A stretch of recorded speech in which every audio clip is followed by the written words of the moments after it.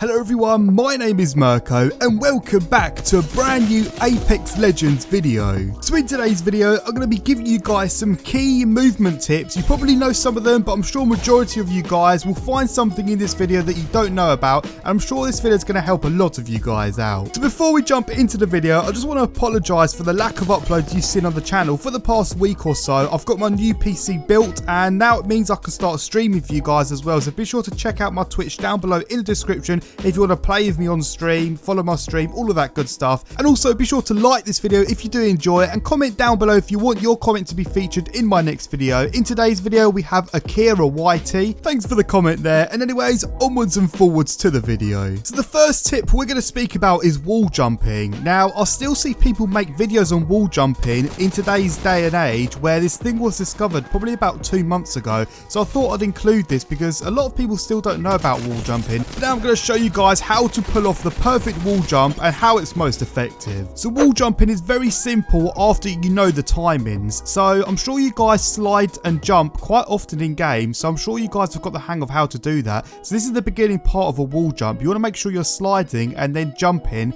And you want to make sure you're hitting the wall at the highest point of your jump. Now after you've hit the wall at the highest point of your jump, you want to let go of your left analog stick, your movement controls. If you're playing on keyboard and mouse, you want to let go of their movement keys once you've hit the wall. And then what you want to do is you want to press the jump button and that will basically push you outwards quite far actually if you do time it correctly. Now just quickly want to capitalize on it yet again. So what you want to do is you want to aim for the wall, you're going to run, and then what you want to do is you want to slide and then jump immediately after your slide, but you want to time it so as soon as you hit the wall it's at the highest point of your jump. Once you have made connection with the wall, you then want to let go of your left analog stick if you're playing keyboard and mouse, the movement keys, and then you want to press the jump button immediately after you've hit the wall, and that will basically push you outwards. But the advanced method of wall jumping is actually the most effective way. So basically you're coming at a 45-degree angle and this will basically push you outwards and then further forwards as well. So as you guys can see in the example, it's basically the same as earlier,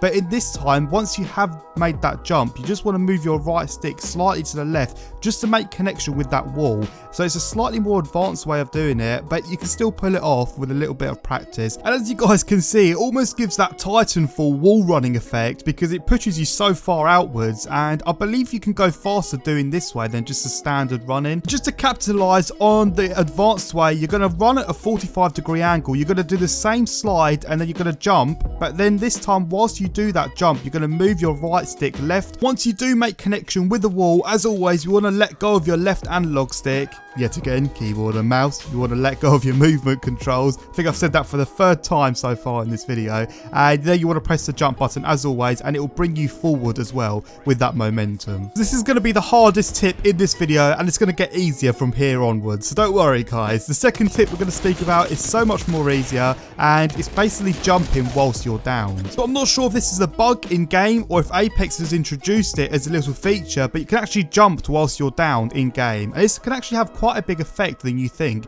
because you can jump outside of windows if you've been downed in a building or staircases, and you can also hide in quite nice areas as well to hopefully not get finished by your opponents. If they do eventually patch this, I'll leave it down below in the comment section and keep it pinned as well. So until then, this is going to be in the game and it's staying in the game. So let's show you how to do this. So basically when you are down, you want to press the sprint button and the jump button at the exact same time, and it will then make you jump whilst you're downed. But you have to time this perfectly, because if you press one button just slightly before the other, then you're not going to pull off the jump. So what I recommend doing is I recommend spamming the two buttons, because sometimes it doesn't work, but most of the time if you do time it correctly, you will pull off that jump. So what I recommend doing is spamming the jump button and the sprint button at the same time, and the chances of you being able to jump are highly more increased than if you were to just time it every now and then. So there's no need to go more in depth because it's as simple as that, and I'm sure all of you guys will get the hang of it as soon as possible. And I'm not sure whether it's a bug or whether it's been featured in the game,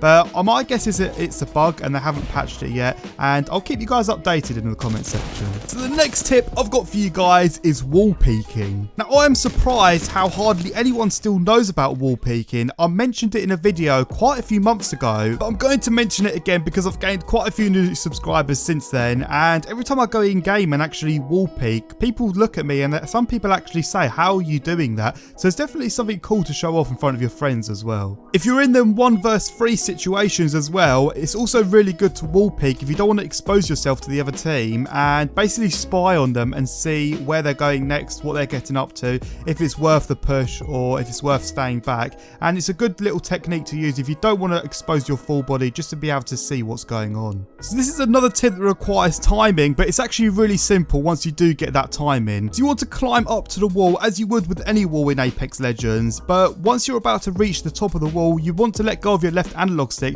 but you still want to maintain the climb button held down. If you don't let go of your left stick, once you're about to reach the top of the wall, then it will just pull you over the wall, and you don't want to go over the wall. You want to maintain in that wall peeking position. That's why it's really important to let go of the left analog stick just as you're about to reach the top, and then make sure you're keeping the climb button or the jump button held down at all times whilst doing this. And then once you have actually got into the wall peeking position, you can let go of the X button and you can actually look around using your right stick or mouse if you're on keyboard and mouse. But what you can't do is use your left stick or your movement controls, because otherwise it will take you off of the wall peeking position. So just make sure you're aware that you can look around but you can't move around when you're in that position. So the last tip I want to speak to you guys about is the slide reload technique that I use quite a lot when I'm in gunfights with enemies. So the slide reload technique is basically reloading whilst you slide in game, and not a lot of people know that you can actually slide without having to sprint beforehand. So slide reloading is really easy, and it's probably the only thing that's going to keep you alive if you haven't got a secondary weapon or your secondary weapon's also out of ammo.